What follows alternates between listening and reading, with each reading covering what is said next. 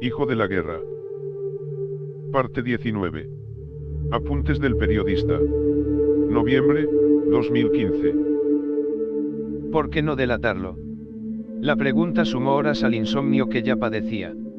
Habría sido fácil responderla si fuera sacerdote. En el derecho canónico el silencio frente a la confesión es inviolable. Pero Galdino no era católico ni buscaba la absolución de sus pecados, y yo no podía ocupar el lugar de quien sí tiene la fe para producir ese milagro. La Asociación Médica Mundial también obliga a guardar los secretos del paciente, pero las verdades médica y periodística tienen poco que ver. Mientras en el primer caso el doctor se debe a su paciente, en el segundo el periodista responde a la obligación de informar. Muchas veces la fuente pide guardar secretos a cambio de confiar ciertos datos, y así lo hizo Galdino antes de dejarse entrevistar. Exigió que los nombres de sus familiares quedaran fuera del reportaje, y también que esperase a que él abandonara el reclusorio antes de dar a conocer cualquier información. Para asegurarse de que yo cumpliría con mi parte, reforzó varias veces con amenazas el acuerdo. Seguro no es su número principal, dijo la primera vez que nos comunicamos a través del aparato azul. Ya sabemos cuál es el vehículo que usa para venir, me informó el día que se mostró más agresivo bajo el influjo de la droga. No acordamos que usted iría acompañado, precisó cuando supuestamente me encontraría con el hermano de Lluvia en la Plaza de la República. Era obvio que contaba con cómplices fuera de la prisión. No podía hacer como si traicionar a Galdino estuviese libre de consecuencias. Romper antes de tiempo el acuerdo era obviamente peligroso. Una pregunta más se enredó alrededor de mi cuello: ¿podría confiar en la autoridad? Si alguna parte de lo que Galdino me contó fuera cierto, entre sus cómplices había también agentes del gobierno. El asesinato de Fernando Zavaleta. Julio, 2005. Dice que levantó la mano en cuanto el Lazca preguntó.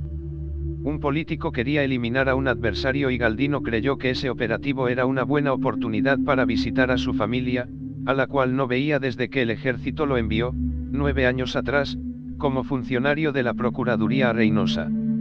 Reconoce también que le urgía apartarse de cuanto había significado Ciudad Juárez, porque en esa ciudad vio morir a demasiados conocidos. Recibió la instrucción de asesinar a una persona de nombre Fernando Zavaleta. Ese señor celebraría su cumpleaños durante un desayuno en un restaurante de la colonia Guerrero conocido como el Penacho de Moctezuma. Galdino asegura que no trajo a nadie de Reynosa.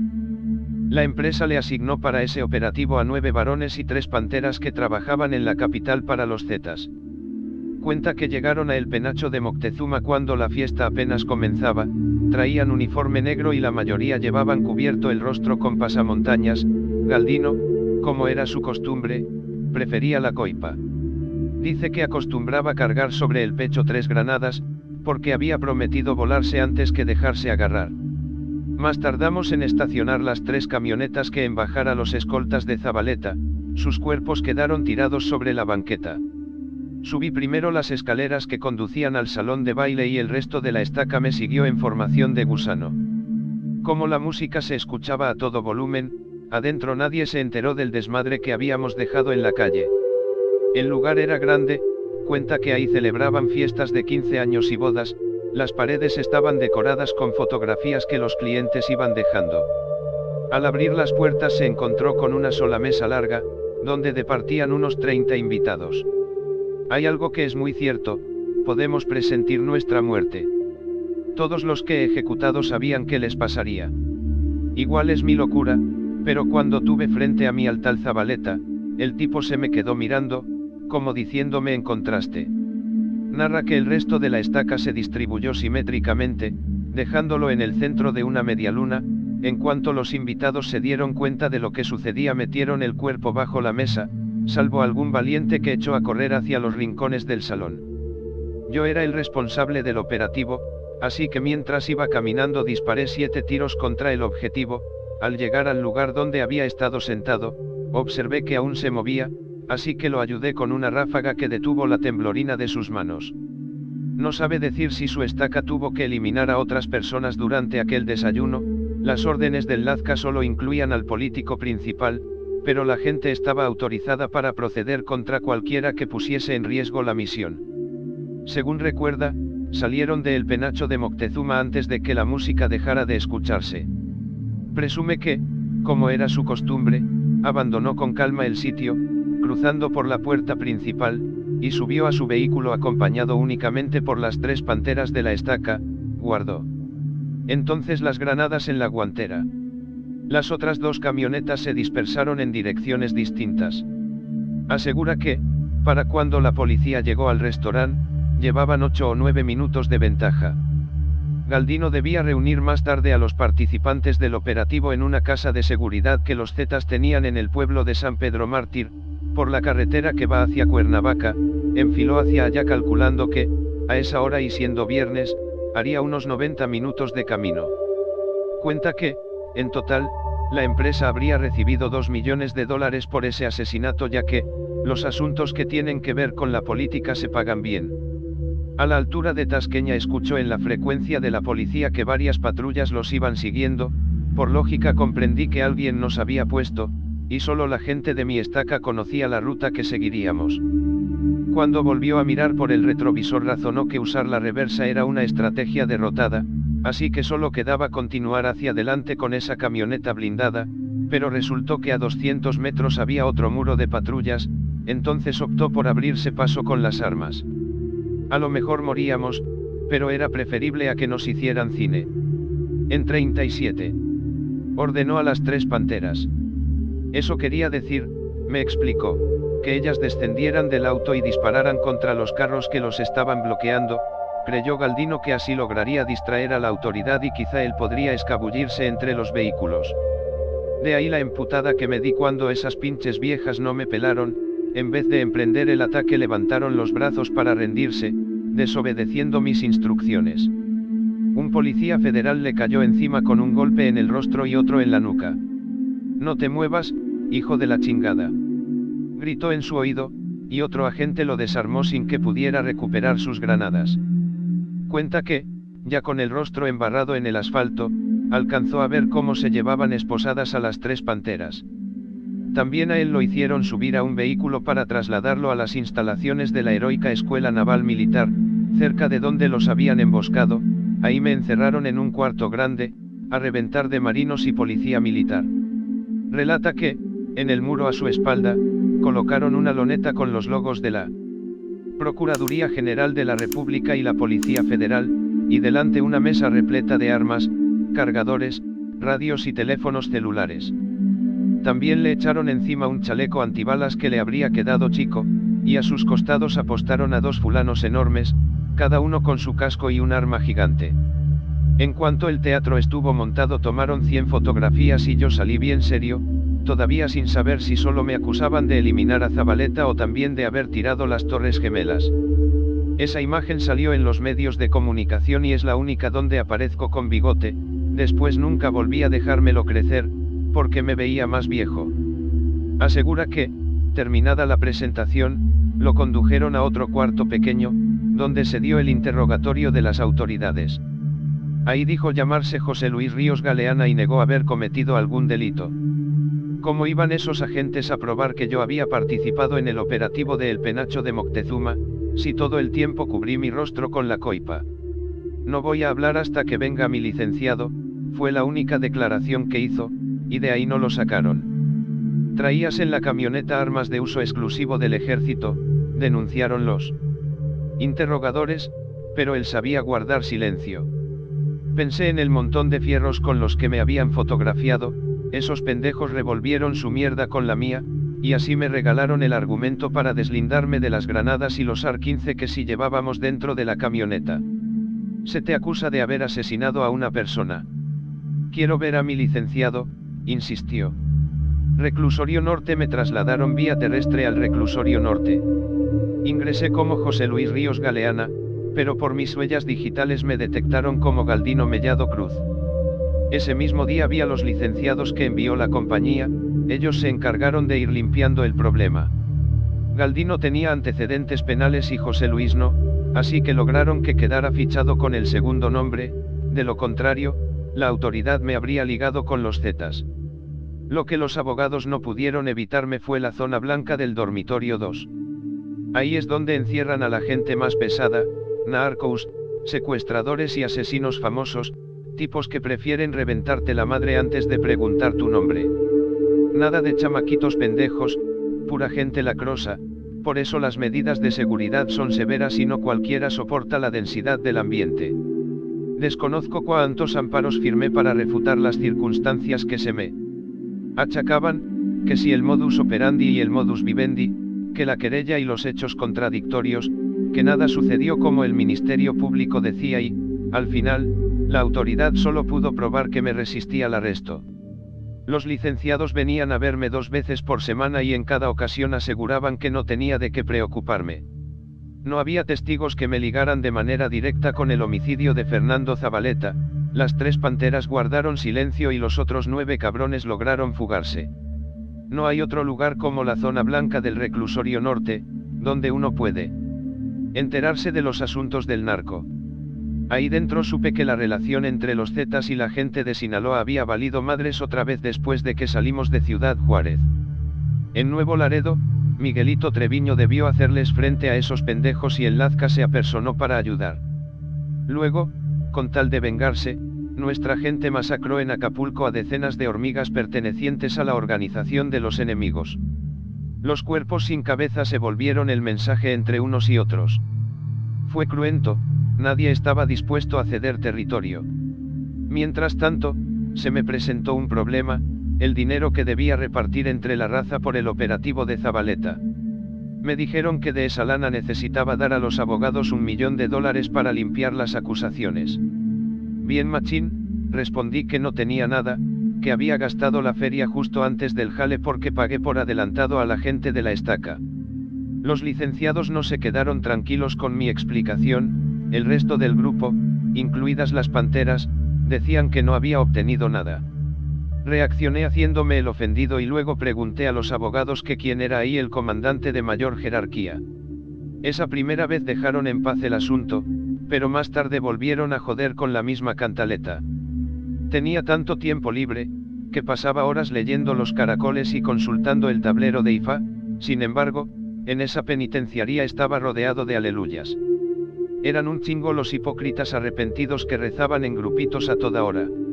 Un pastor de nombre Roberto se acercó una vez dizque para que conociera la palabra de Dios, yo, bien respetuoso, expliqué que mis creencias estaban en otro lado. Él, de todas maneras, neceó con que me animara a acompañarlo a alguna de sus reuniones. No le hice caso hasta que ese mismo señor me salvó la vida. Una tarde, yo estaba limpiando mis collares cuando el pastor pasó corriendo y me entregó una Biblia. «Este libro te salvará», alcanzó a decir. «No, muchas gracias», respondí igual que lo había hecho las veces anteriores. «Deje que Dios lo ayude», repitió sin darme tiempo de replicar. Lo vi desaparecer por el cubo de la escalera y luego escuché los gritos rabiosos de una bola de hijos de la chingada, traían el rostro cubierto con trapos y paliacates, y llevaban puntas envenenadas. Me replegué contra la pared, abracé la Biblia, cerré los ojos y agaché la cabeza. Durante 4 minutos mi crujía se volvió un infierno de gemidos y sufridera. Cuando por fin consideré que era seguro mirar, quedé pasmado, había sobrevivido mientras 6 gueyes se revolcaban en agonía junto a mis pies.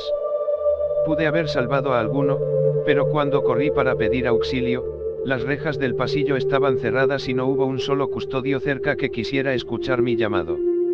Hasta media hora después los guardias se dignaron a visitar a los difuntos. Me llevaron a declarar, por ser el único que salvó el pellejo, conté varias veces mi historia, por supuesto que no me creyeron y, sin embargo, al final dejaron que me fuera. Aquella noche dormí entre los muertos, porque el personal de intendencia no entró sino hasta el día siguiente a la zona blanca para hacer limpieza. Con todo lo que viví, opté por acudir a las reuniones del pastor Roberto. No me sentía cómodo, pero quería evitar ser juzgado como un ingrato, además, hablaba bonito ese señor. En un descuido dejé que me bautizaran y así entré a la religión cristiana, sin que por ello estuviera dispuesto a dejar la santería. Pienso que fue entonces cuando Ogún, Orisa de los guerreros, comenzó a enojarse conmigo. Una casa en Coyoacán. Febrero, 2006. 15 días transcurrieron después del motín y entonces los licenciados de la compañía le informaron que por fin todo estaba arreglado. Dice que obtuvo la libertad y volvió a la calle sin preocupación. Pero días después tuvo que carearse con los integrantes de la estaca a propósito del dinero faltante. Lo citaron en un domicilio ubicado en el centro de Coyoacán, donde los Zetas tenían otra casa de seguridad.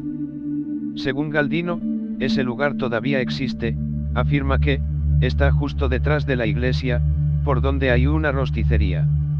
Dice que en la parte superior de la puerta habría una inscripción con la letra Z.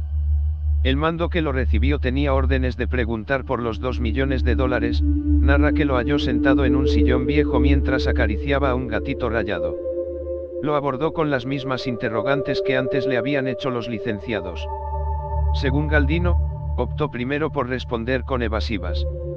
Estoy bien agradecido con la raza de la Ciudad de México, se aventaron las cuestiones jurídicas. Gracias a ustedes estoy libre. No hay pedo con eso, comandante, respondió el mando, usted sabe que la bronca no es el asunto económico sino una falla en la jerarquía que debemos resolver. Estoy consciente, pero ya no tengo el dinero, respondió. El mando se puso en pie y el gatito saltó espantado.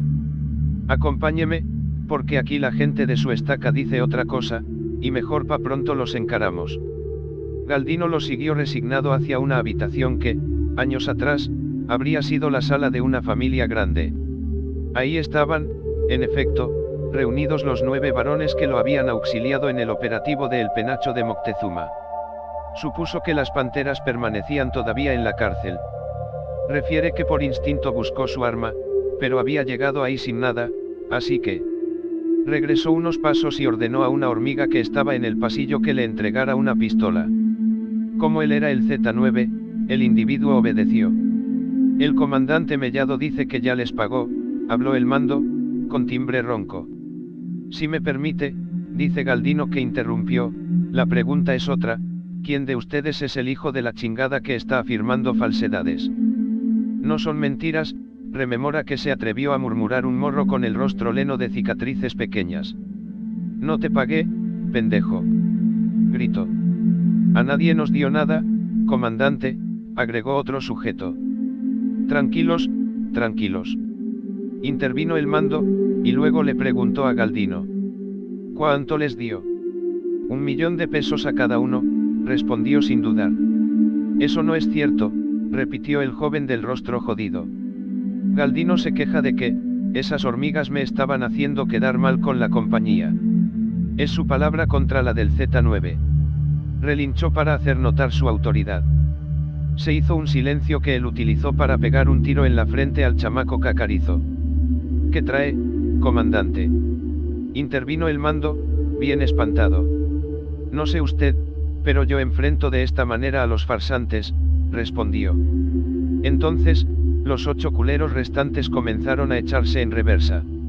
No les quedó de otra, yo era alto mando, era M entre los Zetas y además tenía plaza, porque a pesar del tiempo que pasé en la cárcel, seguía manejando Reynosa por medio de Yolanda y otros güeyes. Relájese. Insistió el representante del Lazca mientras miraba aquel cadáver en el suelo. Galdino dice que insistió. Alguien más tiene pedos conmigo. Las otras 8 hormigas agacharon la cabeza y negaron. Entonces el anfitrión lo condujo de vuelta al lugar donde se había quedado el gatito rayado. Comprenda, comandante, yo solo estoy cumpliendo órdenes, debo reportar lo que pasó con ese dinero, porque la próxima semana usted se reunirá con el Lazca y ahí todos tendremos que rendir cuentas. Ni madres, gay. A mí me enlazas de una vez, cuenta Galdino que exigió. Va a estar difícil, el Z3 anda por Estados Unidos.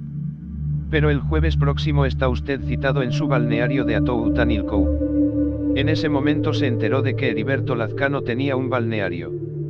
Frente al mando y el Z9 pasó el occiso, envuelto como tamal, sus compañeros lo llevaron a un pequeño jardín ubicado en la parte posterior de ese inmueble.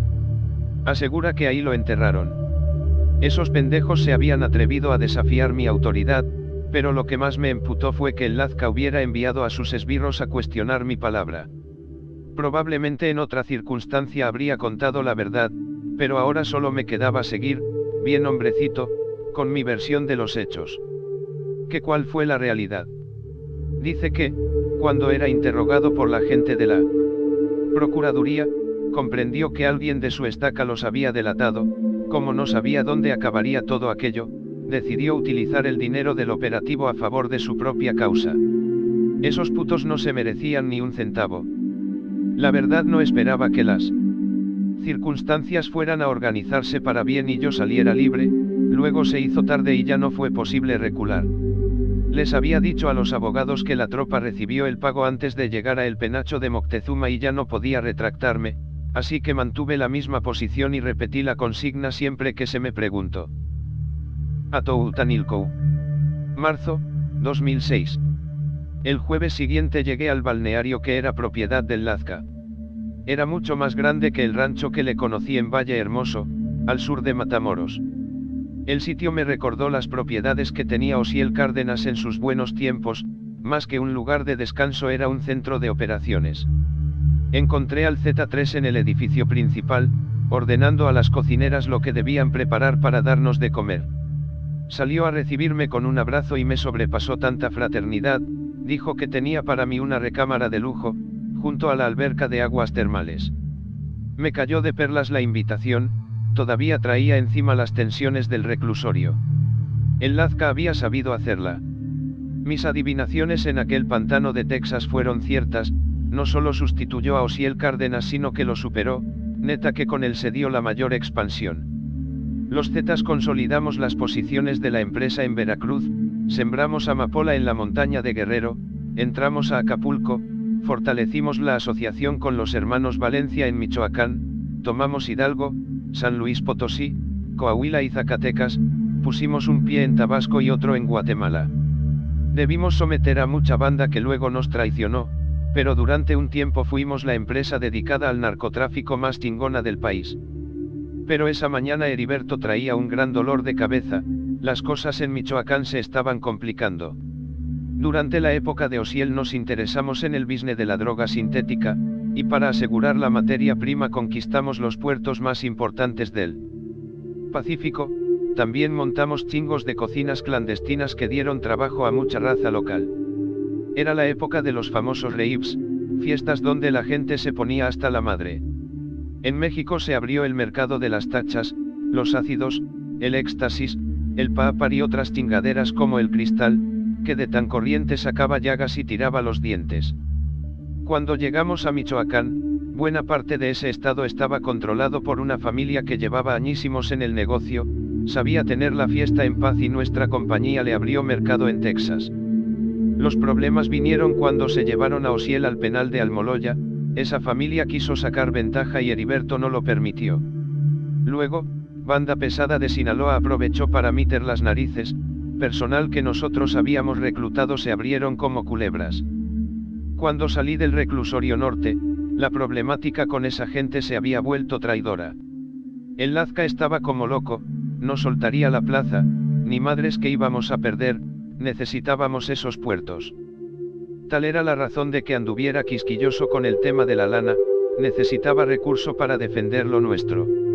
Ahora que también estaba el tema del orgullo, los sinaloenses nos estaban cogiendo por 3 lados al mismo tiempo. Tenían vuelto loco a Miguel Treviño en Nuevo Laredo, al Tony Tormenta en Acapulco y a nuestra gente en Michoacán, que en ese momento comandaba Efraín Teodoro Torres. El Lazca había previsto destinar una parte de los dólares que nos pagaron por bajar a Zabaleta para financiar los operativos en Michoacán. Ahí en el balneario comprendí el verdadero coraje que traía conmigo. Oye, Galdino, yo no te voy a cuestionar, somos de una línea y nunca habíamos tenido pedos de este tipo. Gracias, Heriberto, valoro la confianza. A ti te explico lo que quieras, afirmé. ¿Qué pasó con los 2 millones de dólares que nos entregó el cliente? Ya le dije a tu banda que la mitad se fue en honorarios para la estaca. Ese dinero lo entregué antes del jale. ¿Y el otro millón? Estaba en la camioneta que incautó la policía. Eso, pues se perdió. Agarra y se me queda viendo. Si tú dices que no lo tienes, no lo tienes y ya estuvo. Cruzó por mi cabeza contarle la verdad, pero al final dudé de que sirviera de algo. Era tarde para desdecirme. Créeme que no lo tengo. Ya te mencioné que estamos bien. Pero antes tengo un regalito para ti. No sonreí, con ese hijo de la chingada los regalos podían oler a culo. Mientras 3 gueyes de su estaca venían detrás de nosotros, los seguí a través de los jardines del balneario. Llegamos a una antigua cancha de frontón, toda dada a la verga. Adentro estaban amarrados los pendejos que me auxiliaron en el operativo de El Penacho de Moctezuma, todos menos el que bajé en Coyoacán. En un rincón diferente también tenían sometidas a las panteras. Me dio gusto que hubieran logrado salir de la cárcel. Un presente adelantado de Navidad, puto, dijo y ordenó a uno de los escoltas que se acercara, le arrebató el cuerno de chivo y pum, pum. En menos de 15 segundos les rompió la madre a esos 8 vatos. Desde que vi a las hormigas tiradas en el suelo supe que el Lazca haría una fregadera, así se las gastaba cuando quería educarnos. Acto seguido, se encaminó hacia donde estaban las rucas. Ya dije que respeto tu palabra, insistió. Órale, Heriberto, es lo menos que puedes hacer, digo, creer en mí, pues. Pero no te chingues a las viejas, me animé a pedir. Ellas no lo merecen. ¿Por qué, mellado? También mintieron, no es cierto. Desconozco por qué le hicieron a la falsedad, pero gracias a ellas estoy libre. Sí. Estas culeras se hubieran rajado, si hubieran declarado en mi contra para salvarse, ahora mismo tendrías a un carnal refundido de por vida en una prisión de alta seguridad, andaría de vecino con Osiel. Hazme ese paro, Heriberto, no te las chingues. El Lazca hizo como si no me escuchara y acarició de nuevo el gatillo. Yo seguí argumentando. Además, le echaron huevos hasta el final, las hubieras visto en la calle, cuando nos rodearon un chingo de marinos, fueron bien leales, bien obedientes, me cubrieron para que yo escapara, mentí porque consideré que hacerlo estaba bien. Permite que se vayan, que sigan trabajando en mi estaca. Si quieres consigo el dinero que perdimos, le echo ganas para sacarlo de mi plaza. Pero Heriberto disparó de todas maneras y las rucas gimieron. Puta madre. Reventé encabronado. No hay pedo, dinero es lo que nos sobra, se burló. Es solo que odio las putas mentiras, ¿comprendes? Los guaruras del Lazca se aproximaron a las panteras para desatarles manos y pies, el cabrón había tirado por encima de sus cabezas y las 3 estaban vivas. Donde descubra la verdad, mellado, donde descubra la verdad, repitió sin completar la frase. Lógicamente, aquel balneario estaba aislado. Andábamos nosotros, la estaca del Lazca, las cocineras, las panteras y el personal de mantenimiento, es decir, que ahí dentro cualquiera podía desaparecer para siempre. Despaché cuanto antes a esas viejas y regresé para comer carne adobada en el jardín principal. Heriberto quería tratar conmigo un último asunto, había rumores de que Osiel sería extraditado a Estados Unidos y eso también lo traía inquieto. Sin decir mayor rollo, soltó sus intenciones antes de que yo probara el primer taco. Necesito que te prepares para rescatar al M. Chingada madre. No salía de una para meterme en otra peor. No mames, gay, eso es imposible, reaccioné sin pensar. 2 años antes Rejón recibió una orden parecida, Tony Tormenta y el Lazca le encargaron que liberara a Osiel. Los mandos creían que sería tan fácil como cuando nos sacaron a mí y a Winnie Pooh del reclusorio de Matamoros, pero todo salió mal y Rejón salvó el pellejo por muy poco. Esas son palabras mayores, Heriberto, advertí. Necesito que le entres, mellado. Mejor me regreso a trabajar a mi plaza para juntar el dinero que necesitas. Ya te dije que el pedo no es el dinero. Entonces. Son las divisiones, carnal. ¿Cómo? El Tony me está exigiendo que saquemos a su hermano del penal antes de que se lo lleven para Estados Unidos, si no respondo, vamos a terminar peleados. Pero las posibilidades de lograrlo son bien pocas. Lo importante es intentarlo, ¿entiendes? Ya, admití resignado. Olvidaré la bronca que traemos si le echas huevos a esto. Voy a necesitar un chingo de lana. Toma los $2 millones que guardaste en casa de tus papás. No me jodas, Heriberto. Veré qué puedo hacer, pero tú prepara un operativo chingón, que haga mucho ruido. No quiero que Tony piense que no le echamos huevos. Lo haré como dices, te lo prometo. Chocamos los puños y luego nos dimos un abrazo. Tony Tormenta. Mayo, 2006.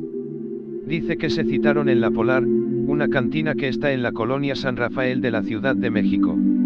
Según Galdino, no había visto a Tony Tormenta desde antes de irse para Ciudad Juárez. Esta vez coincidió que pasaba por la capital con rumbo a Tamaulipas. Narra que sus estacas fueron discretas porque ahí debían mantener bajo perfil. Recuerda que el hermano de Osiel Cárdenas llegó vistiendo una chamarra de los Dodgers y una gorra color rojo fosforescente.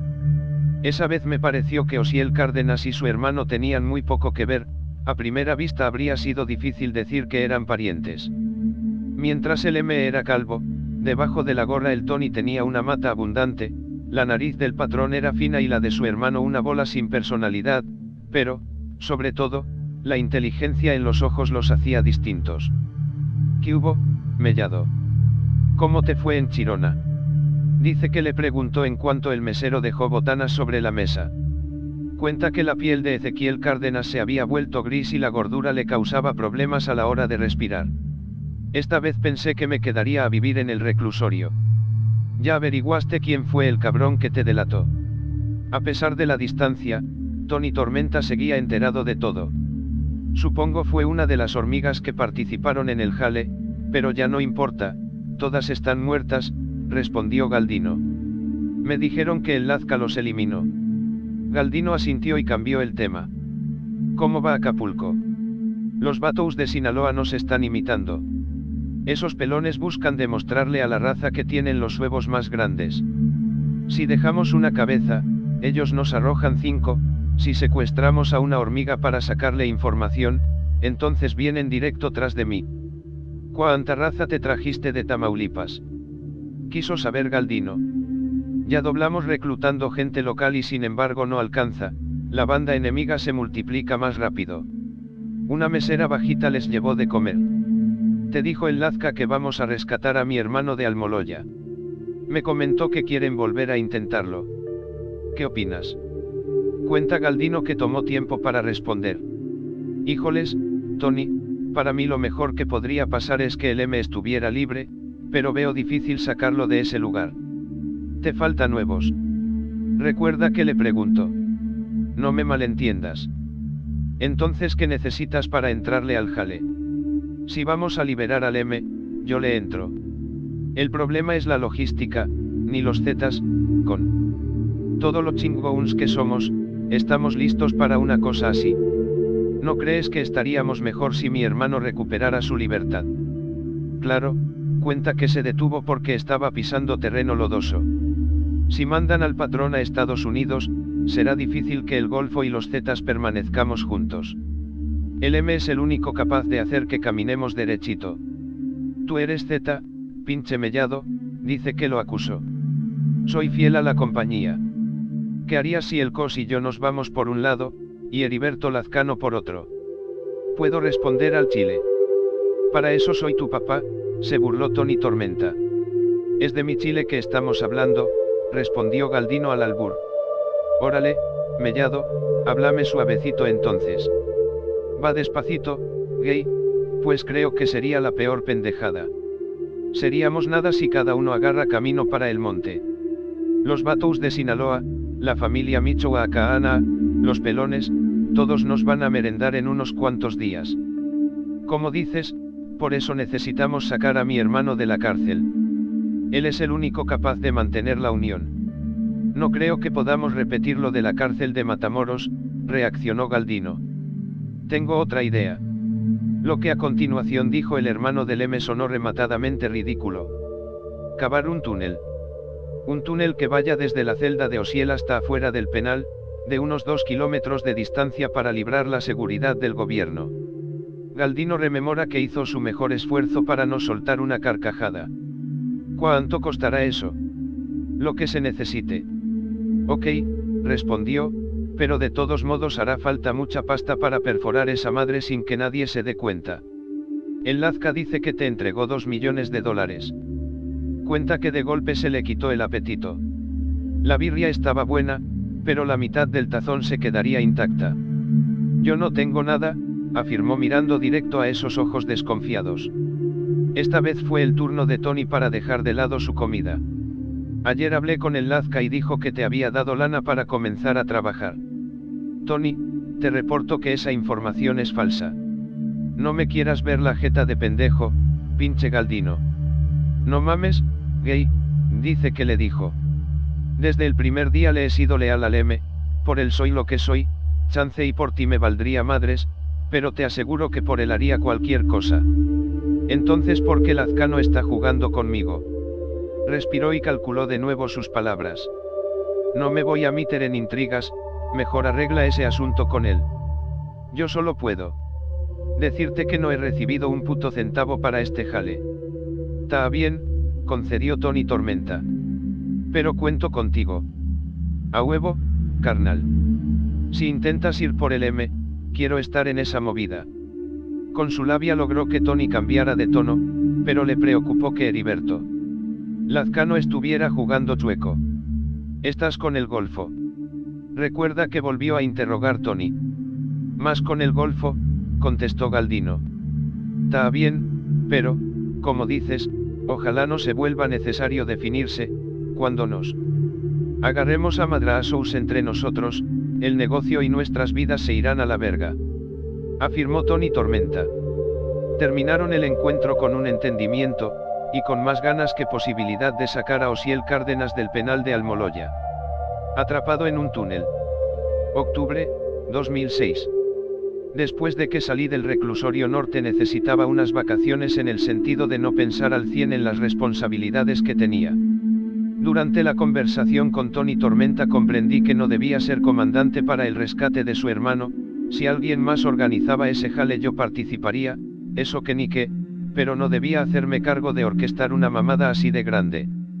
Esperé a que Tony volviera a comunicarse conmigo, sin embargo, llegó antes otra llamada. Tenía añísimos de no hablar con mi hermano José Ricardo. Me dio harto gusto escuchar su voz, pero él no estaba de ánimo, tenía malas noticias. Una estaca de la compañía se había metido a casa de mi mamá y puso todas sus cosas patas arriba. No la lastimaron porque, como siempre, estaba trabajando en la panadería, pero dejaron sus pertenencias hechas un desmadre. Lo peor fue que a mi papá sí lo levantaron. Dieron con él en su vivienda de Martín Carrera, y llevaba 3 días desaparecido. José Ricardo suponía que esas cuestiones podían tener que ver conmigo, aunque no se atrevió a decírmelo, yo también me hice pendejo y le pedí tiempo para averiguar. Cuando colgué, temí lo peor. Obvio que recordé la vez cuando Osiel ordenó eliminar a la familia de Betancourt, después de que ese carnal se volvió informante del gobierno. Así operaba la compañía, si los mandos te consideraban un traidor, no solo te llevaba la verga a ti sino a todos tus cercanos, viejos, jóvenes, niños y hasta vecinos. En otra época el marino habría podido defenderse, pero ya estaba viejo para esas tingaderas. Estuve a punto de ir a encarar al Lazca en su balneario, si cambié de opinión fue porque ese puto me había agarrado tirria y podía suceder que mi papá y yo termináramos sepultados en el mismo hoyo. Entonces decidí diferente, agarré la unidad y fui a buscar a Tony Tormenta y Alcos, que andaban por Matamoros. Dentro de la casa de seguridad donde los hallé estaban craneando el operativo para sacar al M del penal de Almoloya. Seguían necios con la idea de cavar un túnel, y apenas saludé me mostraron los planos del reclusorio, donde en rojo podía distinguirse el trazo que seguiría la obra de excavación. ¿Cómo vamos a hacer para perforar 2 kilómetros sin que el gobierno se dé color?, pregunté. No utilizaremos maquinaria, únicamente pico y pala. Trabajaremos durante el día para que el ruido se note poco, respondió Jorge Costilla. Pero eso tomará tiempo, insistí con mis dudas. No tenemos de otra, contestó Tony. Ya estudiamos las demás opciones y esta es la única posible. ¡Ta cabrón!, exclamé mientras reflexionaba que la extradición del M a Estados Unidos podía ocurrir de un momento a otro. El COS se puso a explicarme. Los ingenieros dicen que la velocidad con que avancemos dependerá de las chingaderas que haya debajo de la tierra. Si no topamos con piedra, en unos 5 meses habremos logrado llegar al penal. Tony interrumpió al Cos para agregar.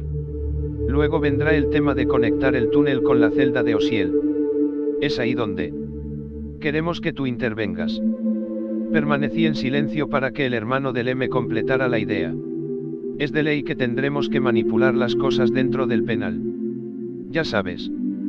Comprar custodios y otra raza.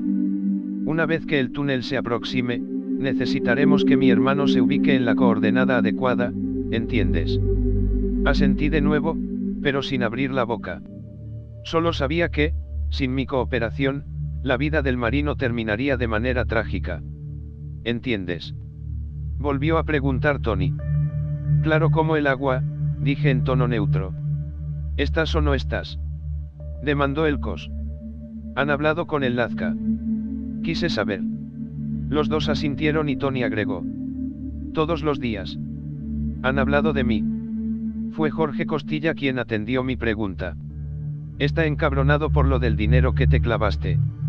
¿Y ustedes qué piensan? Que te necesitamos en este jale, puto mellado. Nadie más entre los Zetas quiere jugársela por el M y nosotros no podemos solos. Aproveché la oportunidad para hacerme el indispensable. Si ustedes pueden arreglar que el Lazca deje de patearme los huevos, con gusto le entro. Pero no cuento con los medios para financiar el operativo, agregué. Tenemos entonces un acuerdo, intervino Tony y estrechamos las manos. La jugada funcionó. Como a las 11 de la mañana del día siguiente José Ricardo volvió a comunicarse conmigo, un vecino había encontrado a mi papá de regreso en su casa.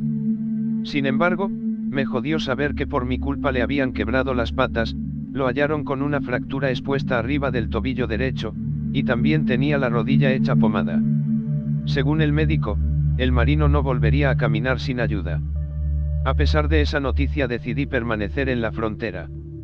Quería que los mandos de la empresa recibieran la señal de que cumpliría con mis compromisos.